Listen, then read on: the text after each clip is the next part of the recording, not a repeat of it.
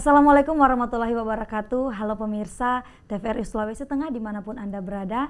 Senang sekali saya Luz Clarita Deborah Sidaling kembali menyapa Anda semua dalam program Solusi Menuju Sehat.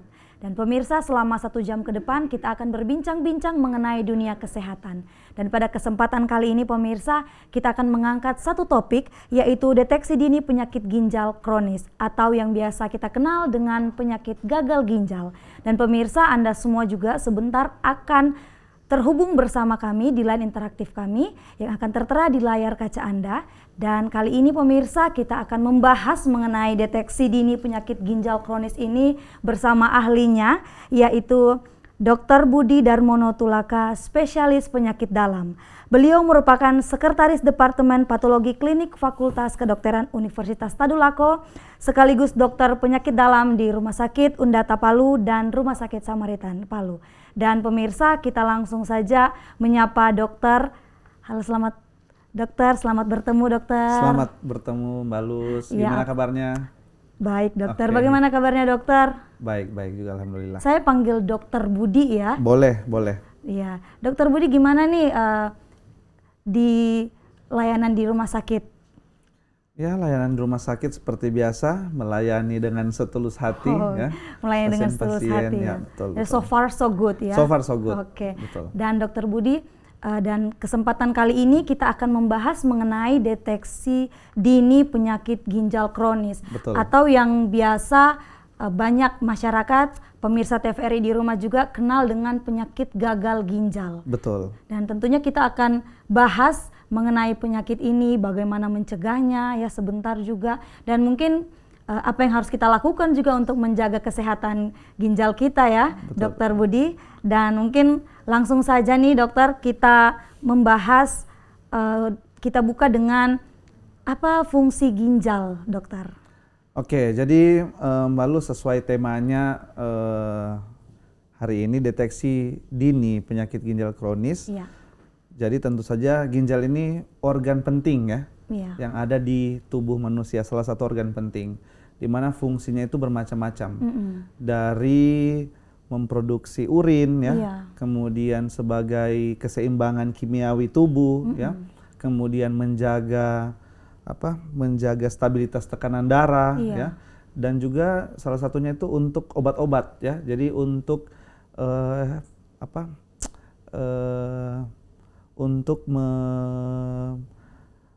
obat-obat yang diminum kemudian itu dicerna.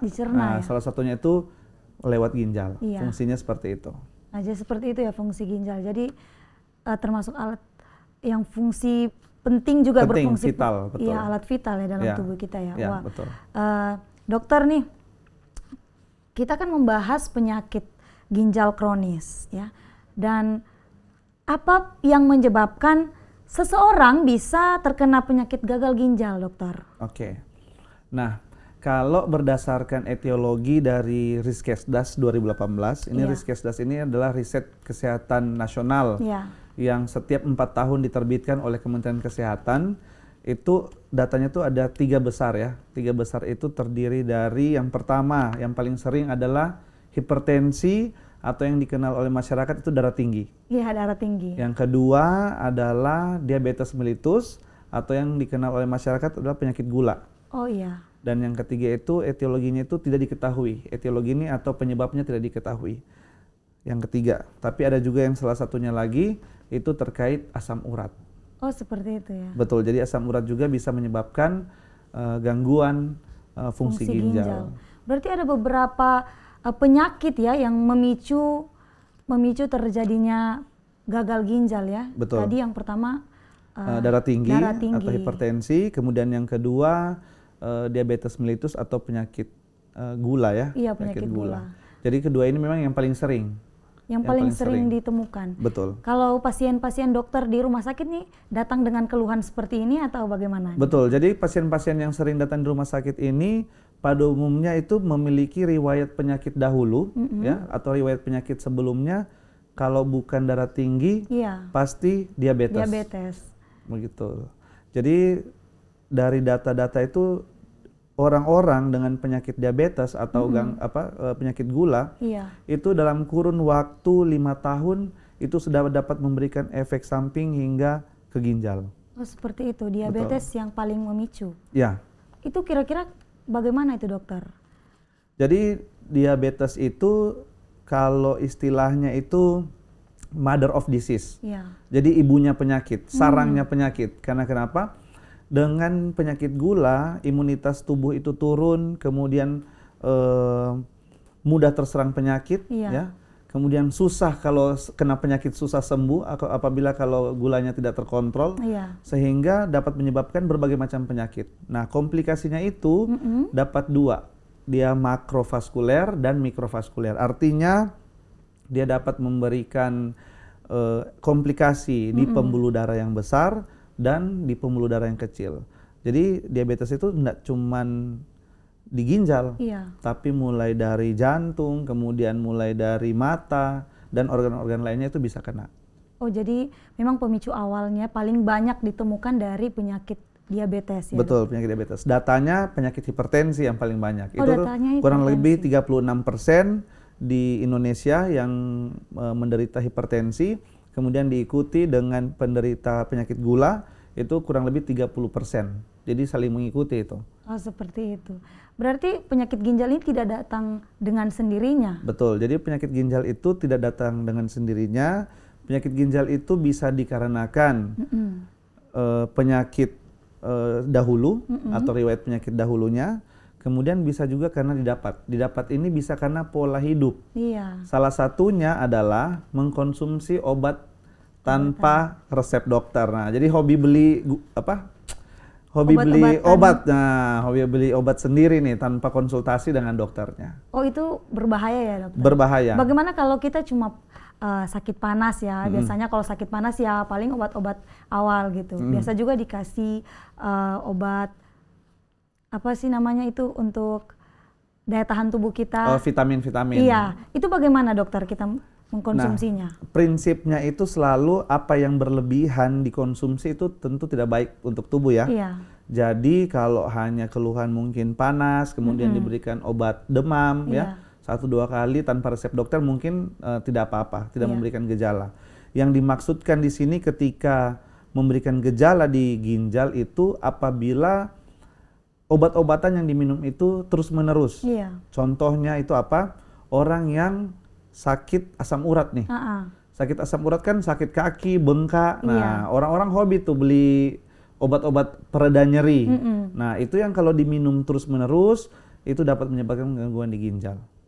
Oh, seperti itu. Betul, jadi menyebabkan gangguan di ginjal. Karena ginjal itu sendiri dia bukan penyakit yang akut, tapi dia itu suatu penyakit kronik yang irreversible. Jadi dia itu akan menetap dan prosesnya itu bertahun-tahun. Jadi tidak seperti Mbak Luz baru minum paracetamol besok gangguan ginjal. Nah, seperti itu. Jadi dia itu ada obat-obatan tertentu yang dikonsumsi terus-menerus, terlebih khusus obat-obat anti nyeri yang kemudian akan membawa efek samping ke ginjal. Ya, gitu. Seperti itu. Jadi memang pentingnya kita untuk mengkonsumsi obat sesuai anjuran dokter, betul, ya. Betul. Gitu. Dan bagaimana kalau hanya sakit-sakit sedikit, terus kita ya sudah kita minum obat yang biasa saja pereda nyeri. Nah, itu yang sangat tidak disarankan sebenarnya. Biasanya nih dokter, karena mungkin waktu untuk kita pergi ke dokter atau ke puskesmas gitu agak terbatas, jadi kita langsung saja ke apotik gitu untuk menanyakan gimana nih obat pereda nyeri yang cepat gitu. Sebenarnya kalau alasannya seperti itu kayaknya di era teknologi sekarang ini kayaknya enggak ya. Kita tahu kan sekarang itu zaman teknologi punya namanya Halodoc ya atau aplikasi-aplikasi lainnya yang bisa digunakan untuk berkonsultasi dengan dokter. Jadi rasanya mengatakan bahwa tidak ada kesempatan ke dokter kayaknya enggak deh. Harus ya? Harus ya? Harus. Iya. Karena efek sampingnya ke depan itu yang berbahaya ternyata. Iya, kalau kita konsumsi sekarang memang langsung cepat sembuh, betul. Akhirnya sakit-sakit berikutnya kita konsumsi lagi tanpa kita sadari itu memicu penyakit ginjal. Betul, lama-kelamaan ke ginjal. Ke ginjal, ya? Betul. Oke. Nah, ini dokter, kalau tadi itu kita sudah bahas tentang penyakit diabetes. Nah, penyakit diabetes ini juga kan penyakit bawaan, ya kan? Penyakit bawaan bisa jadi keturunannya juga mengalami penyakit diabetes ini. Dan bagaimana dengan penyakit ginjal ini, dokter? Apakah faktor keturunan mempengaruhi penyakit ginjal ini? Oke. Nah, sebenarnya penyakit ginjal ini lebih didapatkan dikarenakan yang pertama karena penyakit bawaannya itu sendiri, yang kedua karena gaya hidup. Jadi kedua hal itu. Jadi bila pasien menderita penyakit diabetes atau darah tinggi yang kemudian diturunkan ke anaknya, nah kemungkinan anaknya itu akan menderita hal yang sama dan dapat bermanifestasi ke ginjal begitu.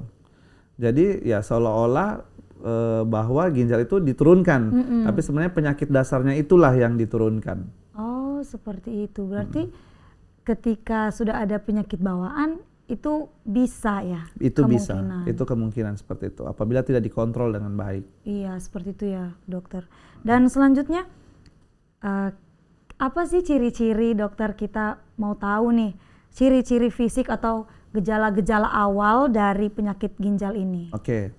Nah, jadi kalau ciri-ciri dari penyakit ginjal itu sendiri, penyakit ginjal kronik ini kita bagi jadi 5 stadium. Stadium 1 sampai stadium 5. Wow, tunggu dokter. Stadium 1 sampai stadium 5. Wah, betul. Itu stadium 5 sudah kronisnya. Betul, stadium 5 ini yang biasa orang bilang ini cuci darah nih. Wow. Kalau sudah masuk menarik. Kita bahas dari yang pertama dulu ya, dokter. Nah, jadi pada prinsipnya stadium 1 dan stadium 2 itu tidak memberikan gejala atau istilahnya asimptomatik. Yang memberikan gejala itu adalah ketika dia sudah masuk di stadium 3. Sehingga banyak orang yang datang ke dokter atau ke klinik atau kemanapun itu untuk memeriksakan diri, mereka sudah berada di stadium 3. Nah, kita sebagai tenaga medis bertugas untuk menyelamatkan ginjal yang ada sekarang, fungsi ginjal yang ada sekarang. Jadi mempertahankan fungsi ginjal dari yang stadium 3 jangan sampai ke stadium 5. Begitu.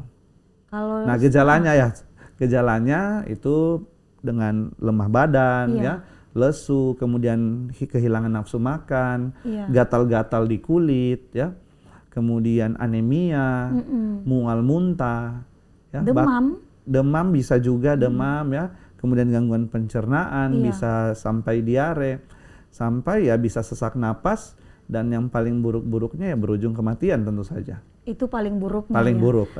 Oke. Tapi ada beberapa ciri-ciri awal yang mungkin bisa kita lihat ya. Sebagai warning sign kali ya. Iya, bagi kita sendiri betul. Dan seperti yang dokter bilang di stadium pertama dan kedua itu tanpa gejala. Tanpa gejala. Tapi sebenarnya sudah ada.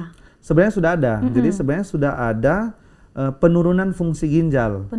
Yang kalau kita tidak periksakan secara rutin, nah itu yang kita tidak deteksi. Iya. Begitu. Jadi penting deteksi dini, khususnya bagi orang-orang yang menderita penyakit-penyakit komorbid atau penyakit-penyakit seperti tadi darah tinggi ataupun diabetes. Dan asam urat juga tadi asam urat juga boleh. Tapi asam urat kasusnya bagaimana nih dengan diabetes dan hipertensi ini? Kalau asam urat itu lebih cenderung dia pembentukan batu di ginjal.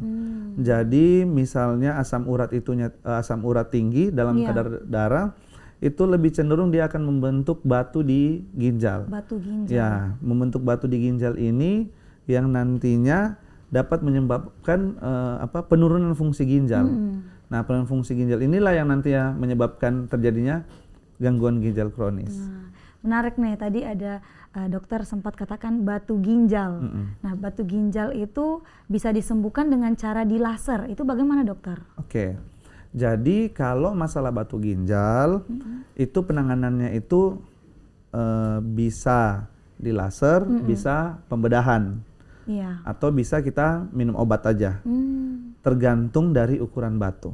Itu sebenarnya. Seperti itu. Tergantung ukuran batu. Kalau nggak salah itu kurang dari 2 cm itu kita masih boleh konsumsi obat untuk menghancurkan batunya. Batunya hancur itu bisa keluar lewat urin. Karena tadi fungsi ginjal itu kan memproduksi urin kan.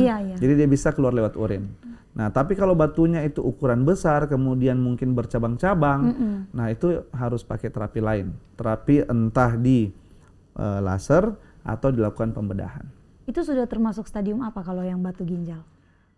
Tergantung dia bawa kemana, tergantung dia bawa kemana fungsi ginjalnya. Kalau fungsi ginjalnya itu ada istilahnya itu laju filtrasi glomerulus atau LFG. Iya. Kalau dia LFG-nya itu kurang dari 15, itu berarti stadium 5. Begitu. Ya di atasnya itu tentu stadium 4, 3, 2, 1 begitu. Oh, seperti itu. Berarti batu ginjal ini bisa dilaser dengan atau tidak dengan pembedahan ya? Pembedahan. Iya. Dan setiap manusia memiliki 2 ginjal. Betul. Iya. Dan apakah ini bagaimana nih dokter?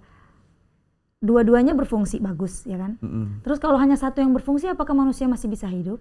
Jawabannya masih bisa.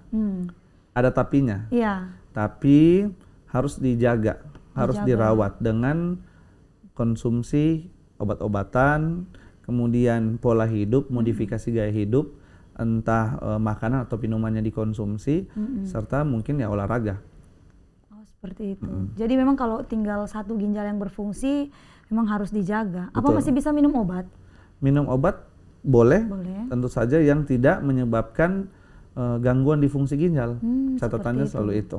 Pasti tentunya sudah harus diawasi dokter ya. Betul, betul. Sudah sangat perlu untuk diawasi dokter Betul. gitu. Jadi kalau mungkin seorang yang tinggal memiliki satu ginjal itu memang kalau sakit-sakit harus langsung ke dokter ya. Iya. Betul, untuk kontrol kan. Iya, karena tinggal satu jadi memang kita harus jaga ya kan. Betul. Dan selanjutnya dokter, bagaimana cara kita mendeteksi secara dini penyakit ginjal itu? Oke. Nah jadi Bapak Ibu untuk deteksi dini penyakit ginjal ini tentu saja selalu disarankan itu bagi mereka yang berusia 40 tahun ke atas. Iya. Ya. Terlebih khusus bagi mereka yang memiliki penyakit-penyakit komorbid seperti tadi, ya, hipertensi atau diabetes mellitus. Nah caranya adalah kita periksakan yang pertama dapat melakukan screening fungsi ginjal, yaitu dengan melakukan pemeriksaan ureum kreatinin. Kemudian yang kedua dapat melakukan pemeriksaan urinalisa, ya, untuk melihat apakah terdapat albumin atau protein yang keluar dari urin, karena normalnya nggak ada. Atau yang ketiga USG ginjal, untuk lihat strukturnya ginjal itu seperti apa, apakah sudah mengalami gangguan atau tidak. Iya, tadi dokter katakan di umur 40. Bagaimana kalau di umur 20-an kita sudah mulai coba untuk tes itu, mendeteksi adanya ginjalnya kita ini, fungsi ginjal kita? Oke. Prinsipnya itu tidak masalah. Prinsipnya tidak masalah. Selalu kembali ke masing-masing orang kan, apakah mau periksa lebih dini lagi atau bagaimana. Kenapa patokannya itu lebih dari 40? Dikarenakan itu sudah masuk ke masa-masa menua istilahnya, ya, masa-masa menua di mana organ-organ vital kita baik fungsi maupun strukturnya itu mengalami penurunan, ya, sehingga perlu secara rutin ya 6 bulan atau mungkin per tahun untuk dilakukan pemeriksaan, gitu. Jadi ketika umur sudah 40-an sangat disarankan. Iya, sangat disarankan. Makanya biasa bilang penyakit orang tua. Padahal tidak semua orang tua ya. Betul, tidak semua. Tidak semua. Tapi itu dia harus hati-hati. Karena walaupun misalnya dia itu orang tua tapi tidak ada penyakit komorbid, mesti tetap harus check up. Karena tadi ada penurunan fungsi-fungsi, ya, fungsi-fungsi dari tubuh kita. Tentu tubuh yang umur 20-an dengan yang 60-an kan tentu beda ya. Fungsinya dan secara strukturnya. Nah itulah yang selalu kita edukasi ke pasien ya ataupun keluarga, orang terdekat kita untuk selalu check up rutin. Kalau layanan dokter di rumah sakit nih untuk penyakit ginjal ini bagaimana? Kalau layanan penyakit ginjal, kebetulan saya kerja di 2 rumah sakit, yaitu Rumah Sakit Samaritan dan Rumah Sakit Undata, ya. Untuk di Rumah Sakit Samaritan sendiri itu kita bisa melakukan tahap screening di situ, ya. Jadi pemeriksaan fungsi ginjal, kemudian pemeriksaan USG, ya, untuk melihat apakah memang ada gangguan ginjal atau tidak. Nah, untuk terapi atau pengobatannya apabila sudah masuk di stadium 5 itu memang hanya ada di Rumah Sakit Undata salah satunya. Oh, seperti itu. Salah satu di Rumah Sakit Undata. Ketika pasien yang sudah sampai di stadium 5, betul. Berarti langsung saja ambil rujukan ke Undata. Langsung cari Dokter Budi? Ya, boleh. Boleh. Jadi Dokter Budi spesialis penyakit dalam ya. Iya, betul. Iya, dan dokter, kita akan lanjutkan perbincangan kita. Dan pemirsa, Solusi Menuju Sehat akan segera kembali, tetaplah bersama kami.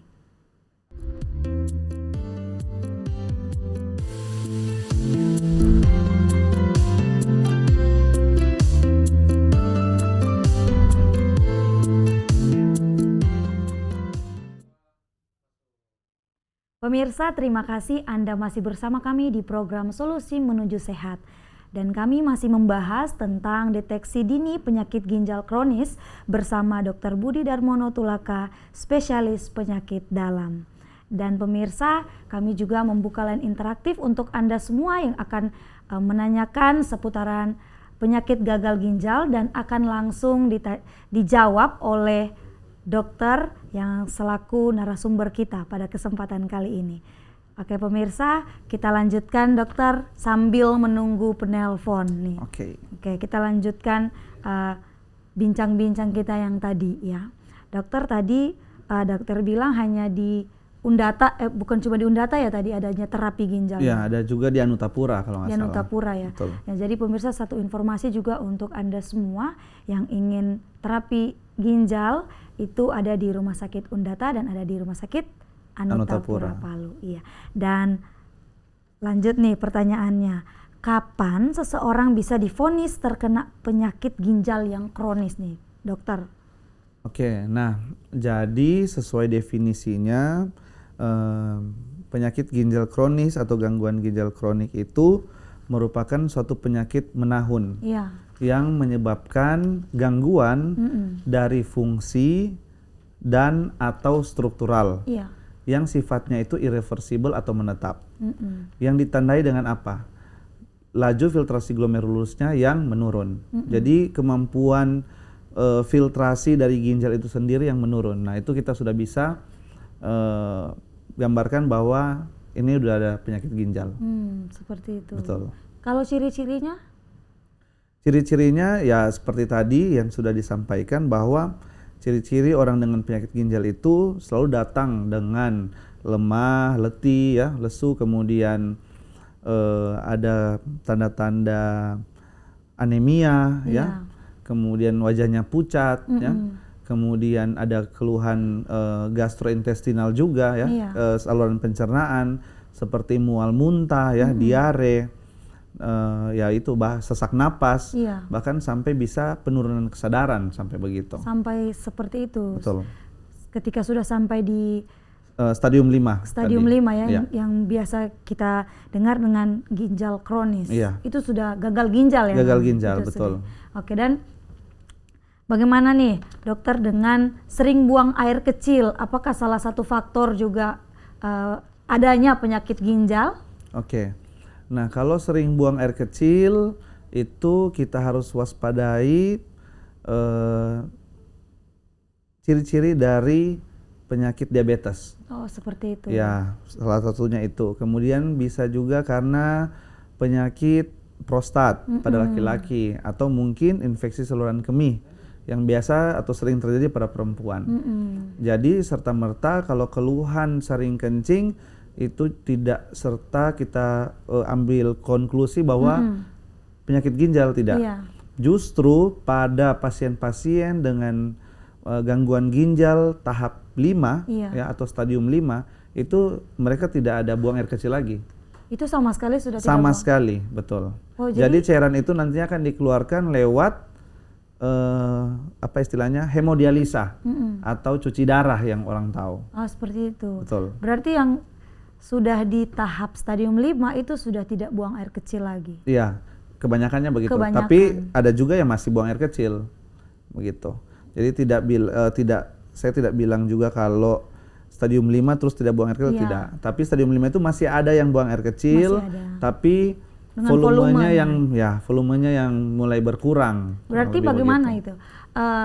tidak disarankan untuk minum air banyak atau bagaimana? Nah, jadi sarannya pada pasien-pasien dengan gangguan ginjal stadium 5 yang mengalami penurunan volume urin ya, atau volume buang air kecilnya itu memang tidak disarankan minum terlalu banyak. Iya. Tidak lagi disarankan minum 1,5 liter 8 gelas sehari, tidak disarankan lagi begitu.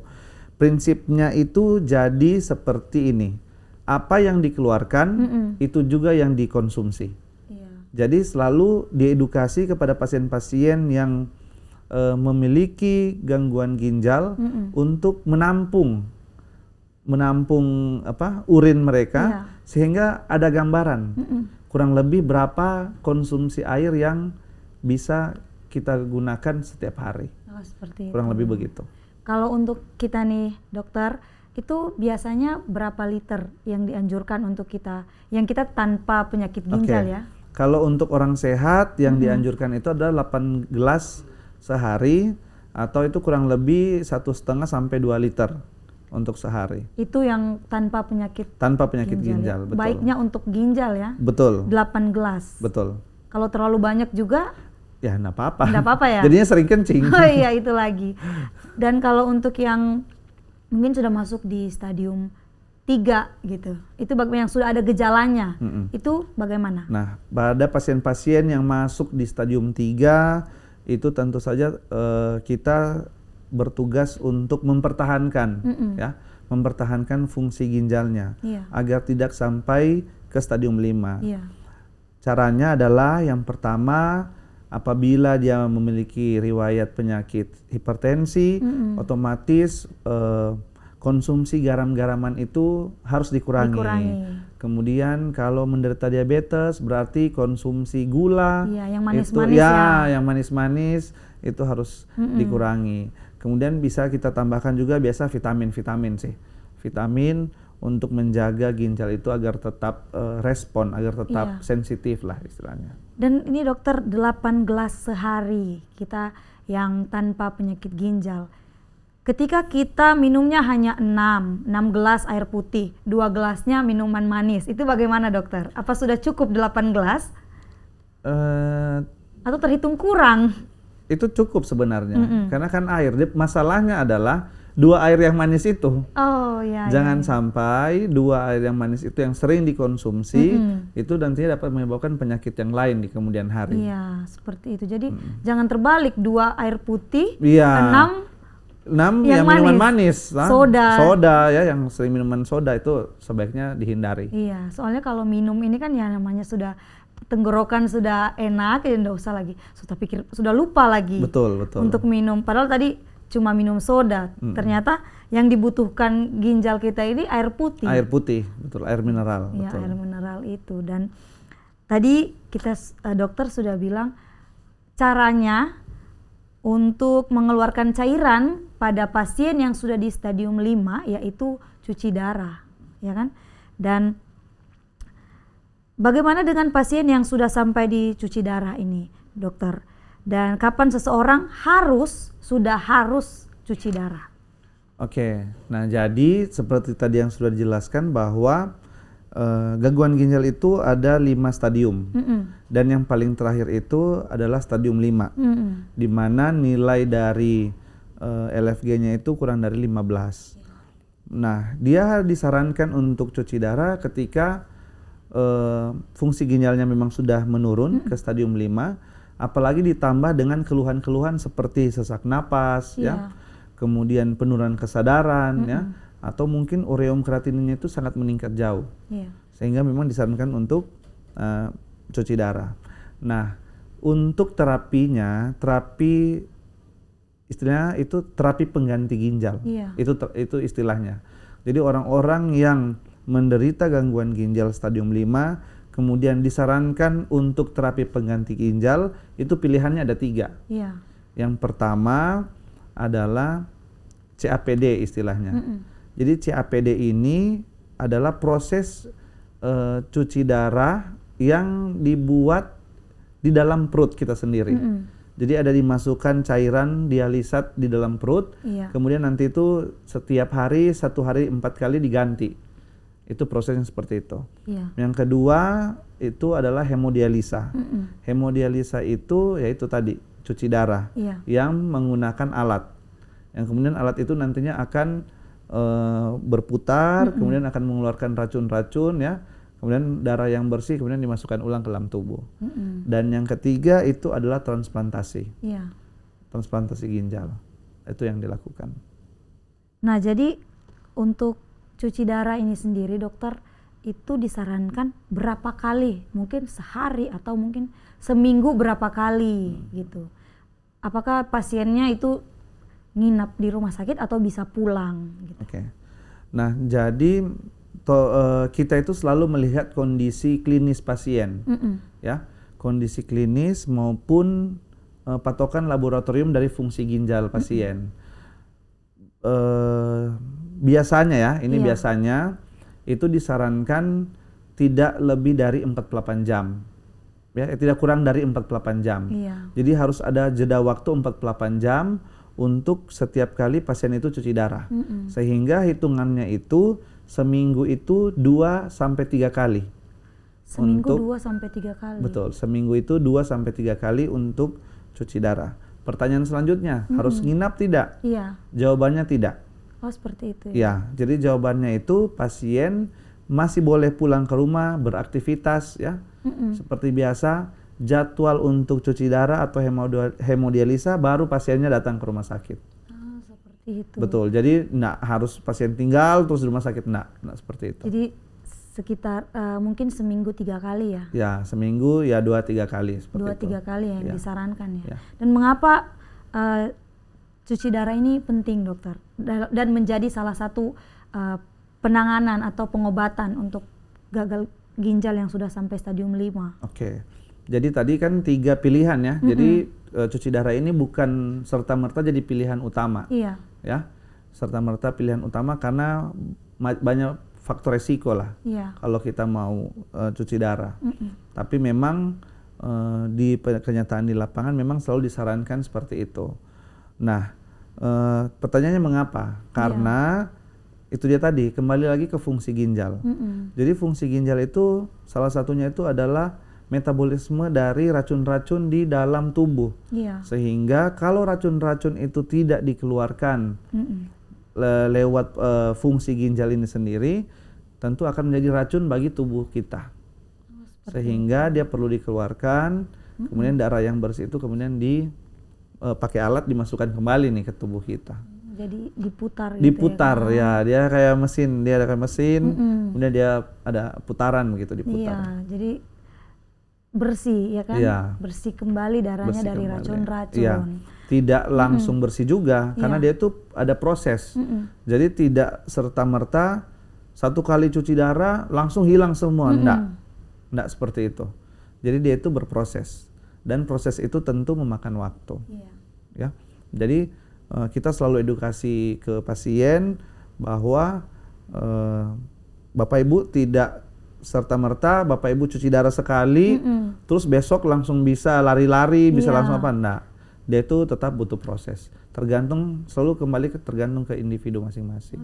Ada 3 pilihan itu dikembalikan ke pasien lagi. Betul. Jadi 3 pilihan itu selalu dikembalikan ke pasien. Jadi dia itu CAPD, continuous ambulatory peritoneal dialysis, yang dalam perut ya. Yang dalam perut, betul. Jadi dia itu dipasangkan cairan dalam perut tiap hari kurang lebih 4 kali itu cairannya itu diganti.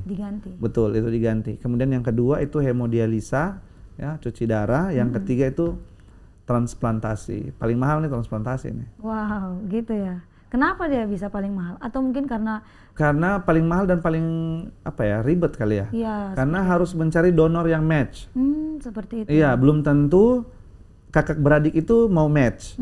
Belum tentu pendonor dan resepiennya itu seperti saudara kandung atau anak dan ibu itu bakalan match. Karena setiap anggota keluarga itu harus dicek memang.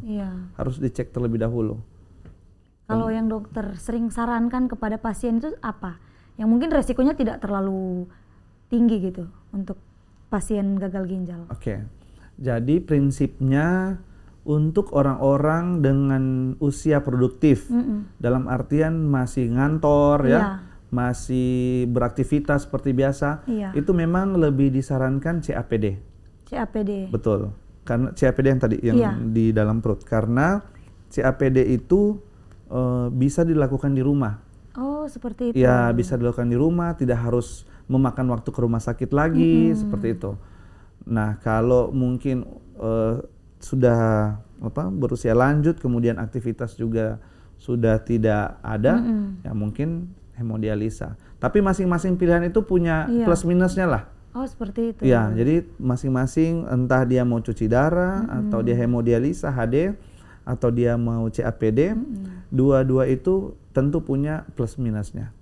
Tentu punya resiko masing-masing ya, betul, dokter. Betul. Dan kembali lagi kepada pasiennya. Kembali lagi kepada pasien, maunya gimana? Iya. Dan apa yang terjadi dokter ketika pasien cuci darah tadi atau pasien yang dari ketiga itu pengobatan, dokter sudah sarankan atau anjurkan mungkin seminggu 3 kali. Tapi mungkin dia datang seminggu sekali atau bahkan minggu ini datang, minggu depan tidak gitu. Minggu depannya lagi datang lagi. Itu bagaimana dokter? Nah, betul. Jadi memang kendalanya selalu begitu. Betul, Mbak Los. Seperti itu.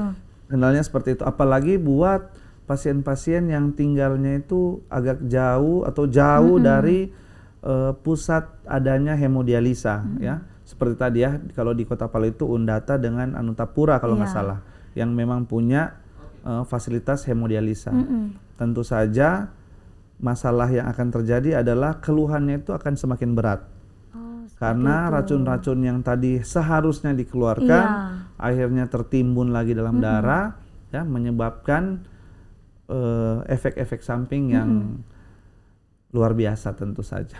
Tentunya akan ada resiko lebih besar lagi ya. Betul. Iya. Dan dokter, kita akan lanjutkan lagi percakapan kita setelah ini. Pemirsa, Solusi Menuju Sehat akan segera kembali. Tetaplah bersama kami.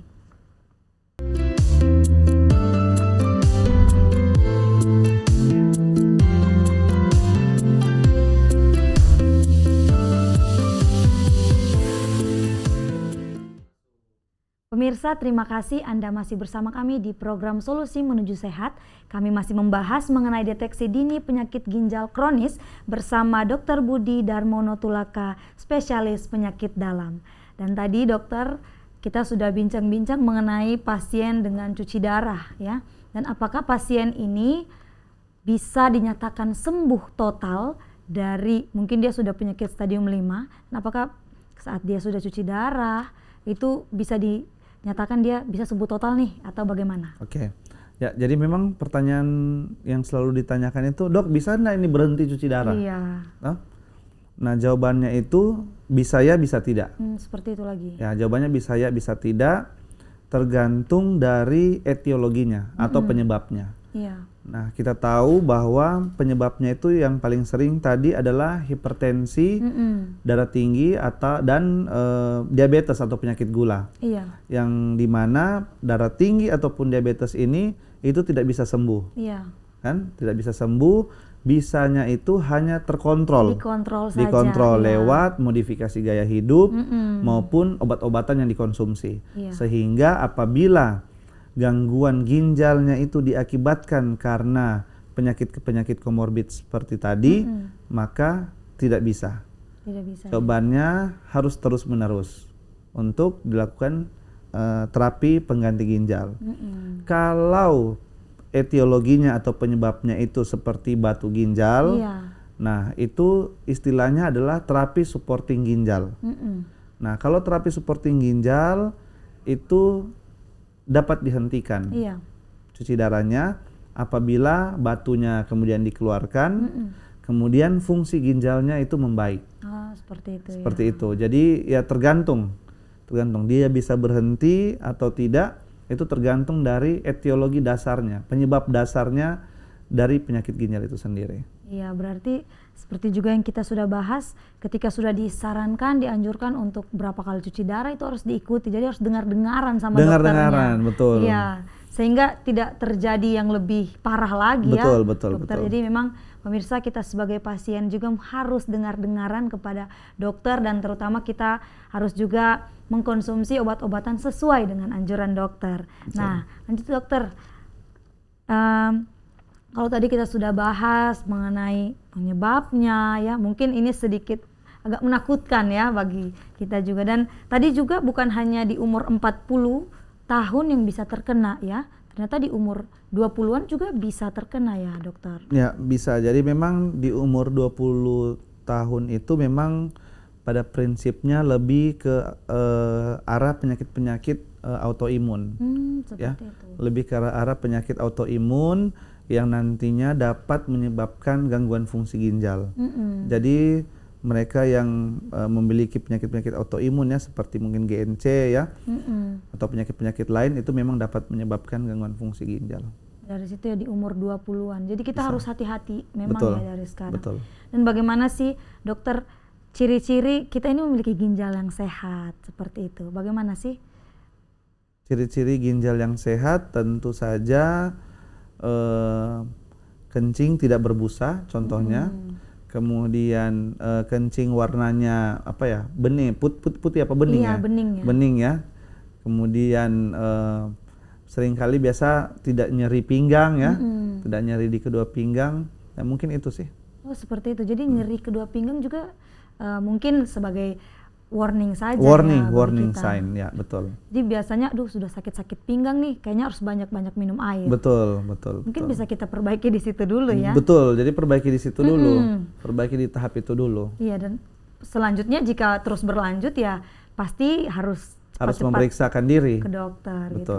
Dan akan dites Dites ginjal. fungsi ginjalnya, di USG ginjalnya, seperti itu. Seperti itu berarti ketika pasien datang sama dokter Budi nih, dengan dokter saya sakit-sakit belakang nih, terus ada ini dia, pokoknya ciri-ciri itu dokter langsung sarankan, oh kita langsung tes saja gitu. Oke, kalau ciri-cirinya mengarah ke gangguan fungsi ginjal, tentu tanpa menunggu kita langsung cek, ya. Tapi kita harus anamnesa lebih dulu kan, seperti anamnesa. Jangan sampai ini sakit pinggang karena angkat pot bunga ini di rumah kan, iya, betul. berarti sakit pinggangnya kan lain lagi.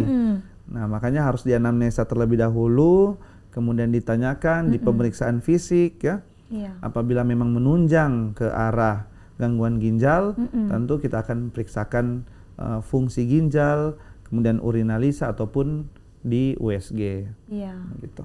Dan tadi yang paling beresiko terkena penyakit gagal ginjal itu adalah orang-orang yang memiliki penyakit bawaan ya. Tadi yang paling penyakit ya komorbid istilahnya, seperti hipertensi ataupun diabetes. Dan asam urat juga ya tentunya. Jadi asam harus urat bisa. hati-hati juga ya. Betul. Dan hati-hati untuk mengkonsumsi obat. Betul. Dan ini kebiasaan apa saja yang mungkin merusak ginjal kita, yang sering kita lakukan, hal-hal kecil saja yang bisa saja merusak. Jadi kebiasaan-kebiasaan yang dapat menyebabkan gangguan fungsi ginjal yang tidak sehat itu tentu yang pertama makan makanan tidak sehat, ya, junk food, kemudian sering minum soda, kan, berlebihan minum yang manis-manis berlebihan, kemudian kurang minum air putih, kurangnya minum air putih itu salah satu. Betul, salah satu. Ya. Kurang minum air putih, kemudian suka konsumsi obat anti nyeri sembarangan, ya. Jadi sakit sedikit beli, sakit asam urat beli obat kasih hilang. Nah seperti itu. Kira-kira yang sering sekali orang keluhkan. Obat anti nyeri yang sembarangan yang tidak anjuran dokter ya. Betul. Seperti itu yang membuat mungkin kita mengarah ke penyakit itu. Betul. Atau mungkin kita menurunkan fungsi ginjal kita sendiri. Betul. Ya, dengan minuman-minuman manis, minuman-minuman soda itu mungkin belum langsung ke ginjal belum. Ke diabetes dulu. Ya, bisa jadi begitu. Ya, diabetes dulu, akhirnya diabetesnya semakin ini tidak terkontrol, malah dia larinya ke ginjal lagi. Ke ginjal. Makanya biasanya ada kalau sudah penyakit seperti itu sudah dikatakan, oh sudah komplikasi semua. Komplikasi, betul. Itu kan, betul. Sudah mungkin sudah resikonya ya dari dia tidak mengatur pola hidupnya, tidak minum, tidak makan baik, kemudian yang instan juga. Ya, bisa. Itu bisa juga ya. Jadi dan makanan apa saja yang harus kita konsumsi nih dokter untuk ginjal kita, penyakit ginjal? Yang pasti makanan 4 sehat 5 sempurna. Pasti ya. Toh 4 sehat 5 sempurna. Kalau dia menderita hipertensi, kurangi garam. Kalau dia menderita penyakit gula, kurangi gula-gulanya. Kurangi gula-gulanya. Ya, Berarti gula. yang suka minum-minum kopi itu harus dikurangi lah. Kalau sudah ada kopi pahit mungkin mendingan ya. Oh, kopi pahit. Kopi pahit mungkin. Iya, sekarang banyak juga yang sudah beralih ke kopi pahit. Ya mungkin karena mereka sudah mengerti juga dengan kesehatan, sudah sangat peduli juga dengan dirinya ya. Dan berapa kali dokter medical check up yang disarankan? Oke. Nah, kalau saya sering menyarankan buat orang-orang yang tidak punya ya, sekali lagi tidak punya penyakit komorbid, disarankan sih setiap tahun. Setiap tahun. Ada medical check up. Tapi kalau orang-orang punya komorbid seperti hipertensi ataupun diabetes mellitus, itu disarankan tiap 6 bulan. Tiap 6 bulan. Tiap 6 bulan untuk check up kondisinya. Ketika kita sudah umur 40-an itu tiap 6 bulan? Tanpa komorbid setahun aja. Oh, tanpa komorbid tadi setahun. Tanpa komorbid setahun. Tapi kalau sudah ada penyakit itu komorbid, disarankan ya tiap 6 bulan kita reguler periksakan diri saja. Iya, supaya untuk menjaga-jaga ya. Betul. Jaga-jaga untuk ya kita supaya lebih berhati-hati juga. Ya, lebih baik mencegah daripada mengobati. Benar, lebih baik mencegah daripada mengobati, daripada nanti kita sudah harus cuci darah dan termasuk komplikasi sudah masuk semuanya ya dokter. Dan bagaimana seharusnya kita sebagai orang yang belum terkena penyakit ginjal untuk tetap menjaga kesehatan ginjalnya kita? Oke. Nah, tunggu saya punya catatannya nih. Iya. Jadi buat orang-orang yang buat orang-orang yang populasi sehat lah istilahnya. Itu ada istilahnya perilaku cerdik. Iya. Ya, perilaku cerdik. C itu berarti cek kesehatan secara berkala. Iya, cek kesehatan. Kemudian E itu enyahkan asap rokok. Kemudian R itu rajin aktivitas fisik.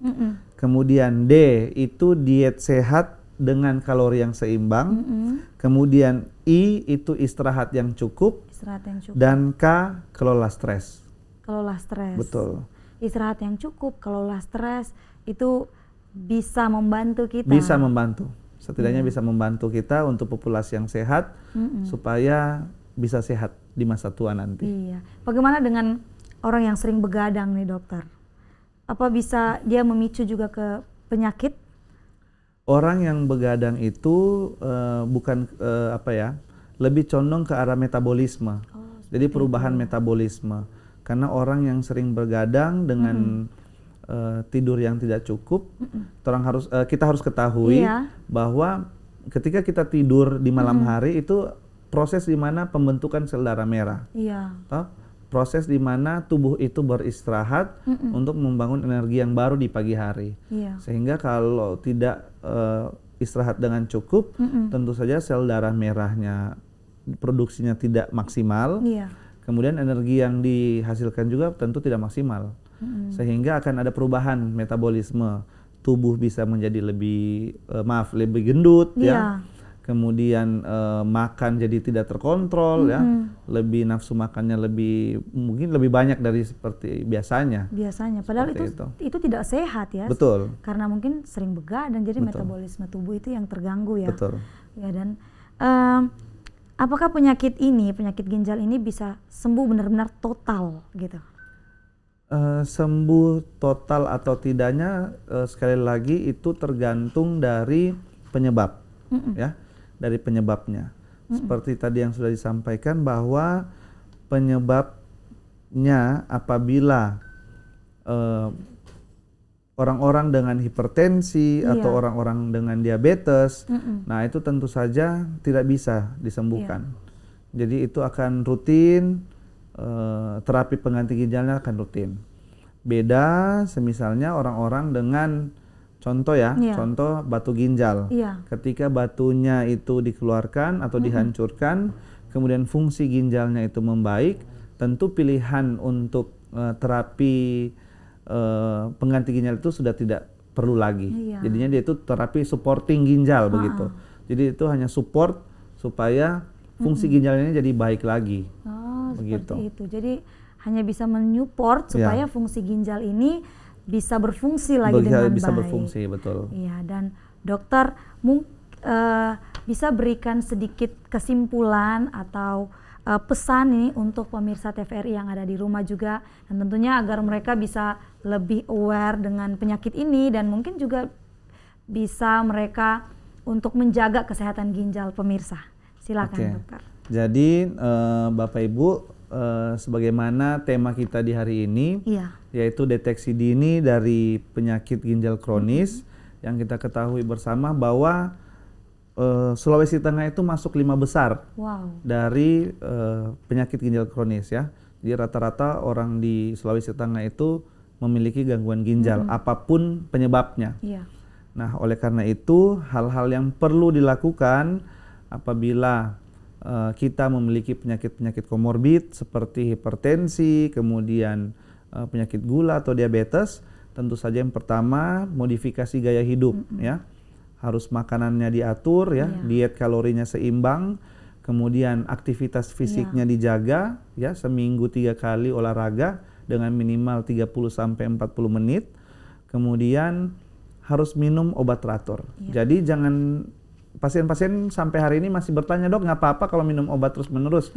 Jawabannya tidak apa-apa. Apalagi pasien-pasien yang punya komorbid seperti obat-obat darah tinggi atau obat-obat diabetes. Seperti itu.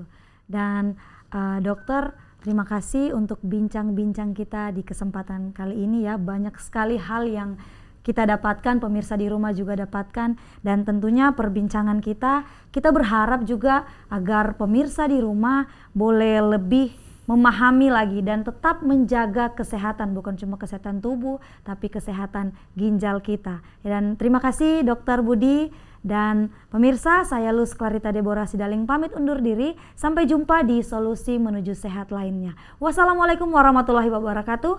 Sampai jumpa.